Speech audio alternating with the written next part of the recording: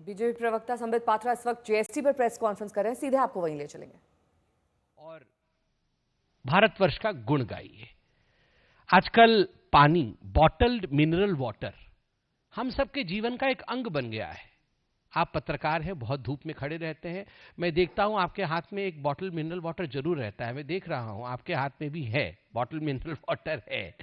तो स्वाभाविक रूप से जिस पर 27% का टैक्स था बॉटल मिनरल वाटर पे, वैट के माध्यम से, जब वैट का जमाना था, जब गांधी परिवार का जमाना था, तो 27% टैक्स लगता था बॉटल मिनरल वाटर पे, और आज 5% टैक्स लगता है जीएसटी पे।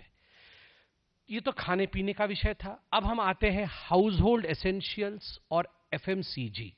एफएमसीजी मतलब फास्ट मूविंग कॉमर्शियल गुड्स। हम दुकान पे जाते हैं और तुरंत साबुन, तेल, जो पैकेट्स उठाते हैं, जो एकदम पेरिशेबल आइटम्स फटाफट उठाया हमने, वो एफएमसीजी होता है।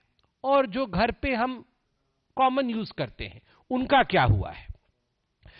शुरू से शुरू करते हैं। आरंभ सो के उठने के बाद टूथपेस्ट लगा करके टूथब्रश करना। तो जो टूथपेस्ट था, उस टूथपेस्ट पर 27% वैट लगता था। 27% वैट था टूथपेस्ट पर, अब वो घट करके 5% हो गया है।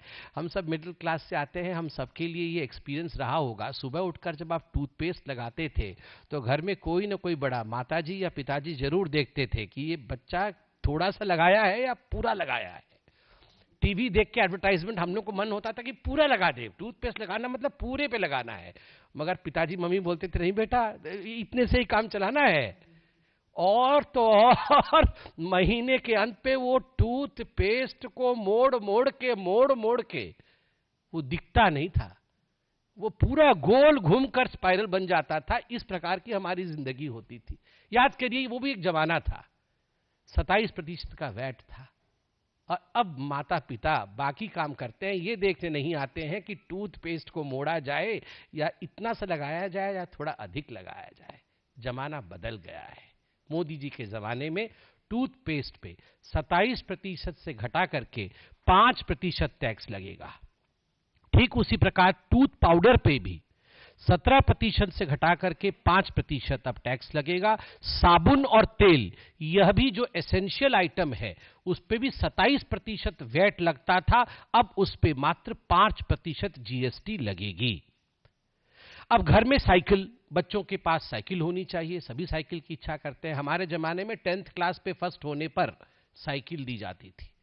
हम लोग सब हंस रहे हैं, जो थोड़े हमारे उम्रदराज भाई हैं, मेरे उम्र के हैं, वो सब हंस रहे हैं, क्योंकि हम सबकी जिद होती थी साइकिल खरीदो साइकिल खरीदो। तो पापा कहते थे 10th में अच्छा मार्क लाओ, साइकिल खरीदूंगा, और साइकिल आती थी इसी प्रकार घर में।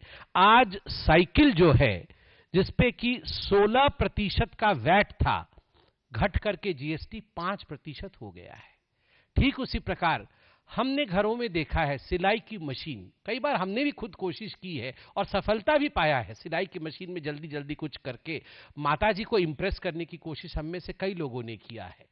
और वो सिलाई मशीन पर 16% वैट लगता था, अब 5% वैट लगेगा। ठीक उसी प्रकार पूजा कर, नहा धो के साबुन, तेल, टूथब्रश, टूथपेस्ट सब हो गया।